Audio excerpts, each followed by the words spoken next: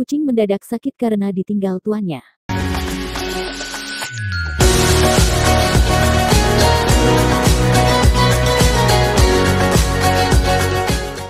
Banyak orang setuju jika kucing merupakan hewan peliharaan yang lucu. Hewan berbulu satu ini dikenal suka bermanja-manja dan dibelai. Berkat tingkah lakunya yang menggemaskan, banyak orang yang memilih kucing sebagai hewan peliharaan. Hubungan manusia dan kucing pun bisa terjalin dengan erat. Banyak orang yang memperlakukan kucing layaknya anak sendiri. Seperti bila kucing yang disayangi pergi dari rumah atau hilang, pasti akan sedih dan mencoba untuk mencarinya. Seperti yang terjadi pada peristiwa berikut. Kucing bernama Rambo ini menjadi viral setelah fotonya memandang batu nisan tuannya beredar luas di media sosial. Rambo adalah kucing jenis Persia yang diadopsi keluarga Fadil Raihan sejak kecil. Rambo sangat dekat dengan ayah Fadil. Bahkan hingga saat ayah Fadil meninggal, Rambo mendadak sakit dan tidak bersemangat. Kejadian ini diceritakan oleh Fadil Raihan melalui tulisan di Facebook yang diunggah pada Kamis tanggal 26 Desember tahun 2019.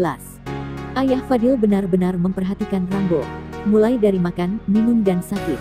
Kucing Persia yang sejak kecil diadopsi oleh almarhum ayahnya Fadil, dia sehari-hari hanya di rumah saja bersama ayahnya. Makan dan minumnya diperhatikan, bahkan kalau sakit sampai dibawa ke klinik dokter hewan. Hingga tidur pun selalu nempel dengan ayahnya Fadil. Seolah dia sudah terdapat ikatan batin dengan ayahnya. Di hari ayahnya Fadil meninggal, si Rambo mendadak sakit. Badannya panas dan tidak mau makan.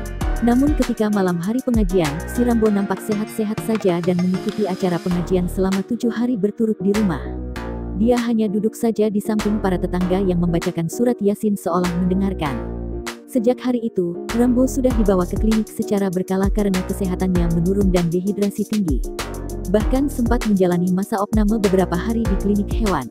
Setelah dinyatakan sembuh, Rambo diperbolehkan pulang oleh dokter namun tetap saja tidak bersemangat seperti sebelumnya. Hanya tidur saja dan duduk di depan televisi. Pandangannya kosong meskipun sudah mau sedikit demi sedikit makan makanan bervitamin tinggi.